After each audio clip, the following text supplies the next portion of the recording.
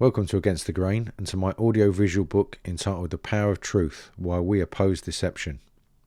My name is Gary King, and today we're going to be diving into the topic of deception, which, quite literally, has the power to shape our perception of reality.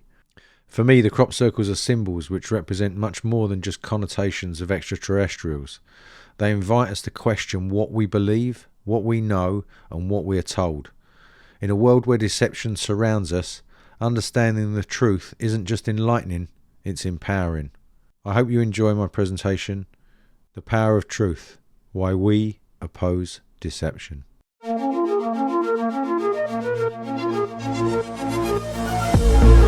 yet I ask you, is not an alien force already among us?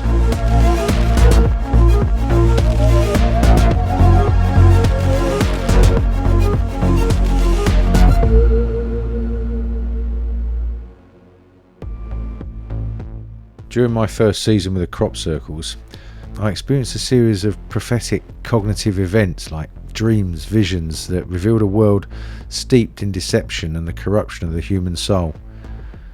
It was a bit intense, to be honest, and it left me questioning my own sanity for quite some time. Then, during my subsequent research in the years that followed, I came across a crop circle known as the Milk Hill Script.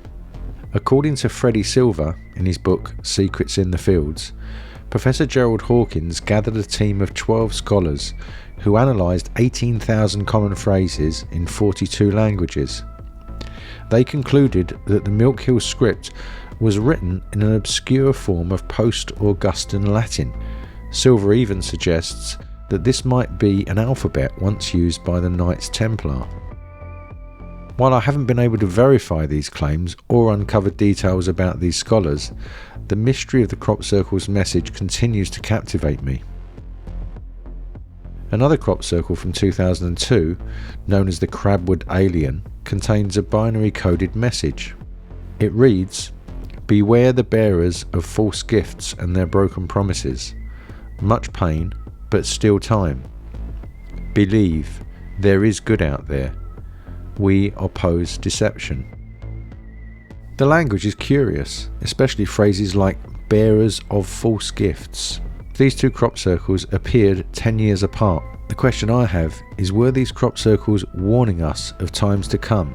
In other words, the world we now inhabit.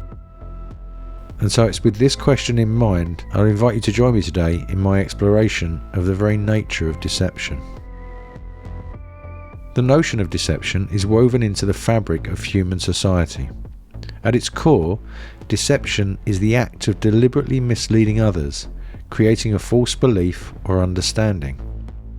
It often involves withholding truth, distorting facts, or presenting things in a way that conceals reality. Many philosophers observe that we can't get far on this topic without defining truth itself. Truthfulness means accurately representing one's beliefs, but even that's no guarantee that one's beliefs about the world are accurate. Candor doesn't necessarily mean the whole truth, and truthfulness doesn't require us to communicate every fact, as that's almost impossible and even counterproductive. However, when we intend to communicate something contrary to what we believe, that's where every lie begins. If we consider how we would feel if we were deceived in the same way, the impact of deception on trust becomes clear. We live in a world flooded with false information. The workplace is rife with spam, fake friends and fake news. Ingenious identity thieves and world-class Ponzi schemers create an epidemic of deception, compounded by misinformation, gaslighting, deepfakes and more. Social media and information overload have unleashed a tsunami of data, leading us into what many call a post-truth society. In a post-truth society, emotion and personal belief often outweigh factual evidence. Confirmation bias and echo chambers reinforce what people already think, leading to fragmented realities and polarized arguments. Trust in traditional authorities like media, science and government has declined, while alternative sources gain traction. This environment, where truth becomes a politicized and fragmented concept, poses a real threat to meaningful public discourse and democratic consensus. Consider the rise of deep fakes. In this video, former UK Prime Minister Boris Johnson appears to speak, but one version is real and the other is a deep fake that's almost indistinguishable. The clear message that we get from the proceedings in America is that after all the toings and froings and all the... I'm not really Boris. This is an AI-generated video showing just how far technology has come in recent years.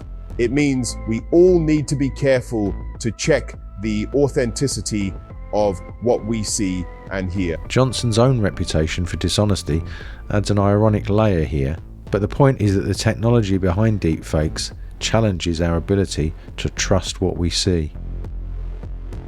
In his book on lying, author Sam Harris argues that deception is damaging to relationships and society, as dishonesty creates webs of lies that foster guilt, anxiety, and further deception. Harris even critiques white lies, suggesting that even harmless lies can erode trust over time. Instead, he advocates for tactful honesty, finding ways to express the truth while respecting others' feelings. But what about stretching the truth? This is something we can all relate to. In this picture we see a person who's clearly stretching the truth. Some people say that there's also deception involved in wearing cosmetic makeup. But what should we do? Ask people to wear disclaimers saying I don't look like this first thing in the morning? Terms and conditions apply? Society's preoccupation with truth is clear, given our evolution from medieval torturers to high-tech polygraphs designed to detect lies. Detecting deception has been a focus since ancient times, and the polygraph represents modern efforts to quantify honesty. The TV show Lie to Me showcases Dr. Paul Ekman's research on micro-expressions.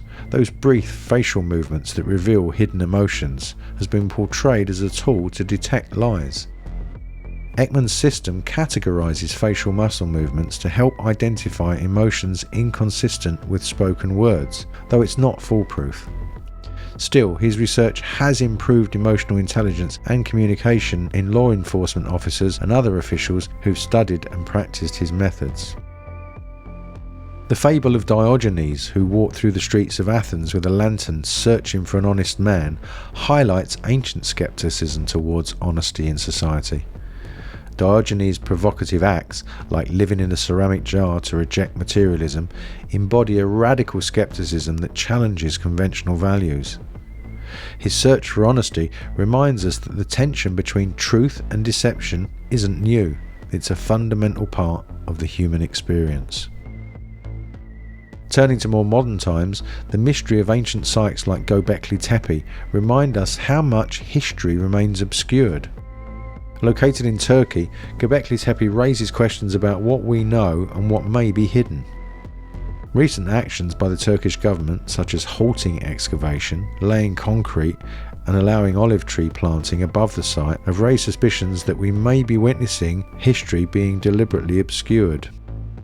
In a similar way, this situation has been going on for many years in Egypt, where Dr. Mustafa Waziri, as Secretary General of the Supreme Council of Antiquities, holds authority over excavation permits, causing people to question if the narratives are being controlled. Only a few voices seem to have authority over these ancient sites, but thanks to people like Graham Hancock and organisations like Megalithomania, we're encouraged to look at alternative perspectives on our ancient past. An example of something highly questionable coming from this Supreme Council in Egypt is about the timing of the Great Pyramid's construction. Comprising 2 million blocks, which were quarried in Luxor some 500 miles away, we're told that using only rope, stones and copper chisels that the Egyptian slaves completed the whole project in 20 years. So, 4,700 years ago, when the rest of the planet was still wandering about in animal skins, the ancient Egyptians flattened a limestone hillock, paved an area the size of 6 football pitches, piled up 2 million blocks of stone to the height of a 42-story building, drove a narrow 300-foot-long passage utterly straight through the rock, fitted the stone in the inner chamber with complete precision, built the outside of the pyramid with 8 sides instead of 4, and made it earthquake-proof. Lined it up precisely with magnetic north, and got the whole job done in 20 years using only these. This narrative strains credibility and raises serious questions about what truly happened, and more importantly, why are we being encouraged to believe otherwise? As I mentioned, people like Graham Hancock, Robin Heath, Alexander Thom and John Michel have for many years questioned whether the manipulation of historical narratives is all about maintaining political power over the populace. Are those in authority afraid of ordinary people awakening to the truths about their potential and capabilities? Could it be that we are all unwitting victims of a noble lie? In George Orwell's 1984, the removal and manipulation of history serve as central tools of oppression used by the party to maintain control over the population. The party constantly rewrites history to align with its current narrative, ensuring that the citizens have no reliable reference point to challenge authority or remember a time when things might have been different. This is encapsulated in the slogan, "Who controls the past controls the future. Who controls the present controls the past." Modern examples illustrate this manipulation, such as the revelation that the Beatles never wrote any of their songs, a false narrative that some people now believe and passionately defend. This phenomenon reflects a broader pattern of disinformation that complicates our relationship with the truth. The concept of a truth embargo refers to the deliberate withholding of information by governments or authoritative bodies regarding significant truths or events that could impact public perception. In the context of UFOs and extraterrestrial phenomena, it describes the idea that governments, particularly the US government, have kept information hidden from the public. The term implies a purposeful decision to block the release of information, despite growing evidence or public curiosity. Discussions around UFO disclosure movements often highlight this sense of frustration, suggesting that important truths are being kept hidden for reasons of control, security, or fear of societal upheaval. There are many instances of truth embargoes throughout history, including Project Blue Book regarding UFO phenomena, the Chernobyl disaster in the Soviet Union, Agent Orange during the Vietnam War, the tobacco industry's deception regarding public health, the Tuskegee syphilis study, and the NSA's surveillance programs revealed by Edward Snowden.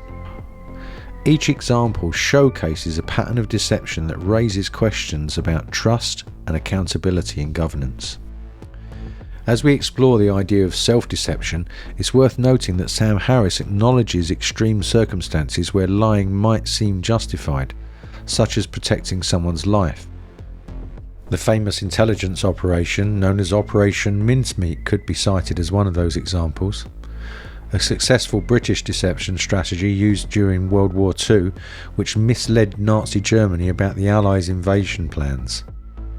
This operation involved using the corpse of a homeless man dressed as a fictitious officer, planting false documents to divert German forces away from Sicily. This instance raises philosophical debates about the ethics of deception for a greater good. Similarly, the Manhattan Project during World War II represents a significant truth embargo. The existence of this secret US project to develop nuclear weapons was hidden from the public and even many political leaders. Disclosure only came after the atomic bombings of Hiroshima and Nagasaki in 1945, revealing the extent of US nuclear development and raising questions about the ethics of such secrecy. The exploration of these themes brings us to the philosophy of truth itself. Nietzsche, for instance, viewed truth as a social construct, a series of metaphors and interpretations created by humans to navigate an indifferent reality, In this light, the nature of truth becomes intertwined with deception, as he posited that self-deception is often a necessary part of life. For Nietzsche, life thrives on illusion and error, complicating our relationship with truth and deception. Ultimately, though, the question remains, how do we navigate this complex web of truth and deception in our own lives? With an awareness of these patterns, we can begin to cultivate a deeper understanding of ourselves and our place in a world that often feels rife with falsehoods. Propaganda is the strategic dissemination of information, often biased or misleading, intended to influence public opinion or behaviour. Employed by governments, organisations or individuals, propaganda manipulates emotions and perceptions to promote specific agendas. It typically presents one-sided narratives, distorts facts, or exaggerates to sway an audience. While often associated with authoritarian regimes or wartime efforts, propaganda can appear in political campaigns, advertising, and media. The goal is to control the narrative, reinforce ideologies, and suppress dissenting viewpoints.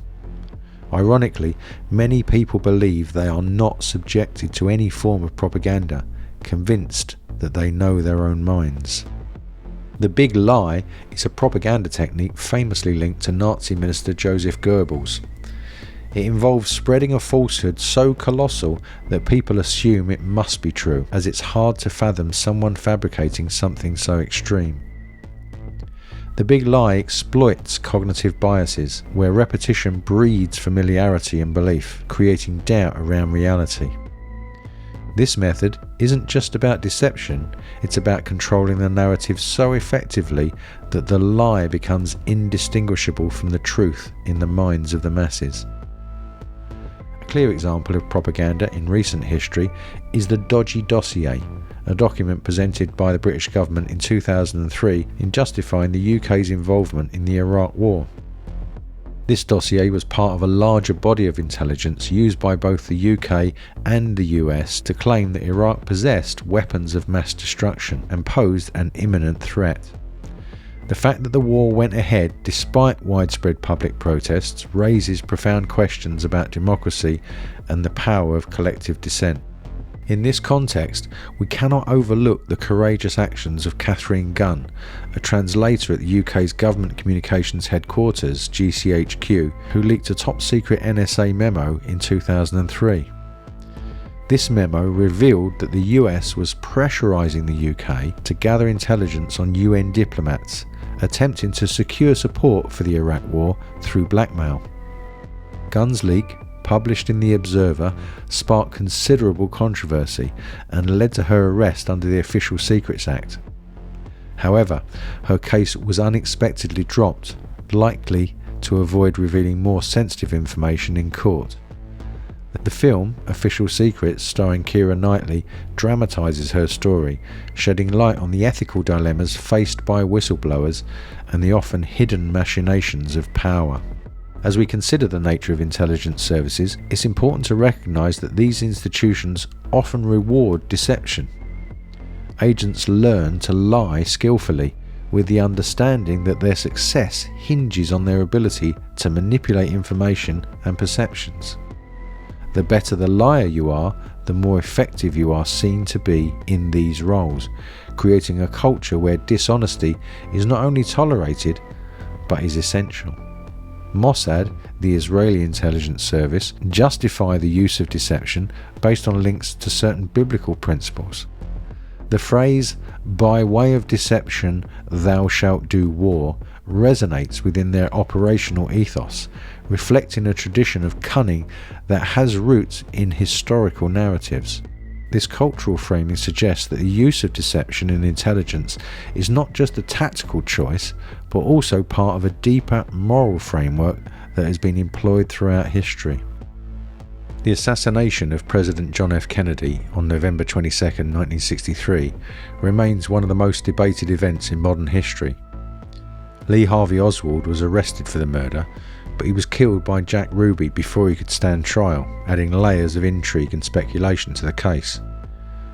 The Warren Commission concluded that Oswald acted alone, yet numerous conspiracy theories persist, suggesting the involvement of multiple shooters or even connections to the CIA, the Mafia, or foreign governments. One of the most controversial elements of the assassination is the single bullet theory, which posits that a single bullet caused multiple wounds to both Kennedy and Texas Governor John Connally. This theory has fueled public skepticism, as many find it implausible. Over the years, various investigations and released documents have only deepened the mystery surrounding the events of that day, leading to ongoing debates about the truth of what really happened. The Kennedy assassination exemplifies the profound challenges in discerning truth from deception, as the layers of conspiracy and the ensuing cover-ups illustrate how narratives can be manipulated to obscure reality.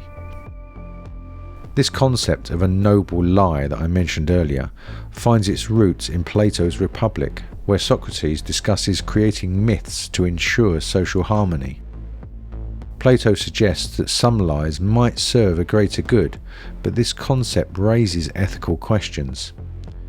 In modern times, narratives like "You'll own nothing and be happy," promoted by global elites, reflect this notion of guiding beliefs, sometimes creating ambiguity and distrust. The UK's recent online safety bill introduces terms like disinformation, misinformation, and malinformation.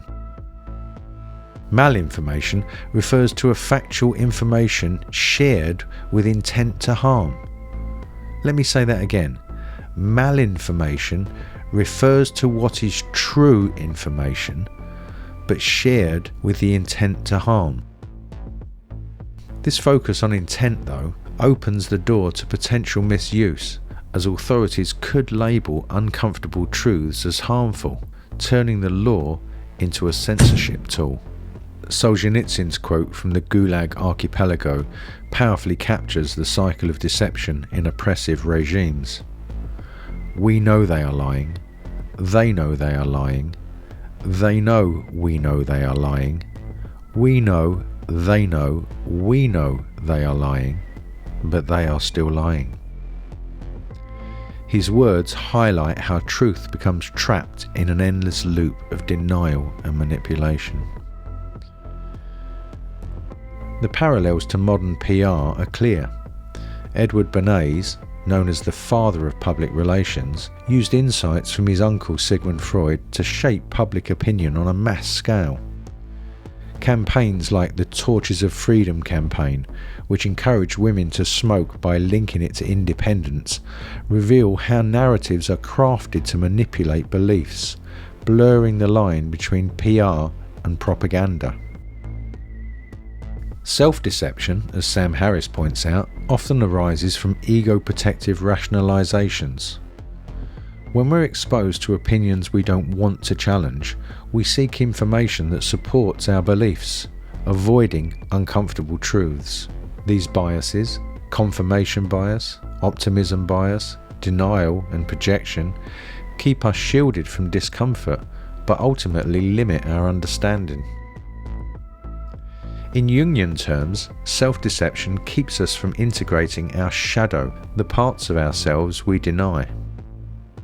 To Jung, individuation, or becoming whole, requires facing our shadows honestly. Without doing so, we act inconsistently and undermine our growth. This journey asks us to examine ourselves deeply, peeling away illusions. As we approach the topic of modern spirituality, it's clear that it increasingly intertwines with philosophy, focusing on morality, ethics, and the inner battle between good and evil. Today, spiritual seekers don't just pursue personal growth, they explore concepts of collective integrity and question the norms that shape reality. The struggle between good and evil has moved inward, manifesting as an internal confrontation between truth and deception, honesty and illusion. This evolving spirituality challenges us to live with higher ethical standards and seek enlightenment grounded in truth. One example of confronting inner deception is the use of sacred psychedelic plants in therapy, which is transforming how people view themselves, community, and the cosmos. Take Iboga's Life Review, a unique experience that allows users to see their actions through the perspectives of others, stripping away rationalizations and confronting them with the raw truth of their impact. This unfiltered insight reveals the hidden rationalizations and harms we often ignore. Through this process, Iboga fosters empathy and accountability, encouraging users to look beyond their self-protective stories and embrace transformation.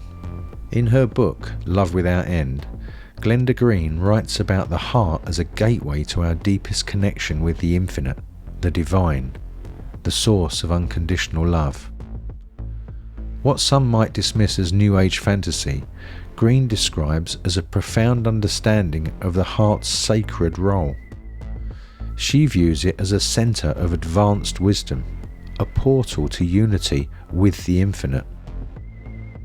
The heart, she suggests, has a security system that only grants access when approached with honesty, vulnerability, and sincerity.